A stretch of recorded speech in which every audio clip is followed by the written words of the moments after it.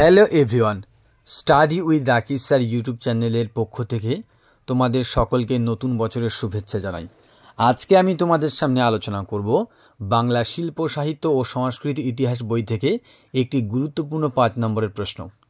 এই প্রশ্নের উত্তরটি আসন্ন সেকেন্ড সেমিস্টার পরীক্ষার জন্য ভীষণ গুরুত্বপূর্ণ হতে চলেছে এবং প্রশ্নটি তোমাদের জন্য সহজ সরল ভাষায় পরিবেশন করা হয়েছে যাতে পরীক্ষায় তোমরা 5-এ 5 নম্বর পেতে পারো।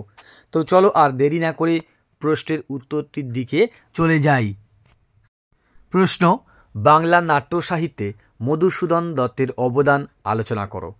উত্তর: ভূমিকা: বাংলা নাটকে মধুসূদন স্মরণীয় একটি নাম, কেননা পাশ্চাত্য নাট্য সাহিত্যের আঙ্গিকে তিনি নাটক প্রণয়ন করেছিলেন এবং তাঁর হাতেই আধুনিক নাটকের সূচনা। নাটকসমূহ: আলোচনার সুবিধার্থে মাইকেল মধুসূদন দত্তের নাটকগুলিকে কয়েকটি ভাগে ভাগ করা যায়।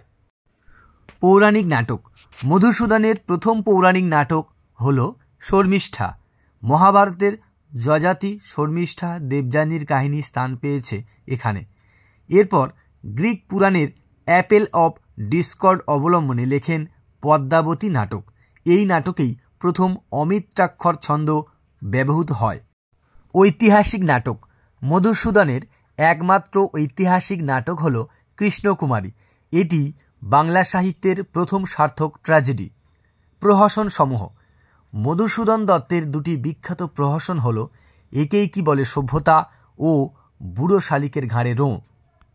উপসংহার: নাটক রচনায় প্রাচ্য ও পাশ্চাত্য আঙ্গিকের মেলবন্ধনে, চরিত্র নির্মাণের মৌলিকতায় এবং অমিত্রাক্ষর ছন্দ প্রয়োগে তিনি নাট্য সাহিত্যে অভিনবত্বের জোয়ার এনেছিলেন।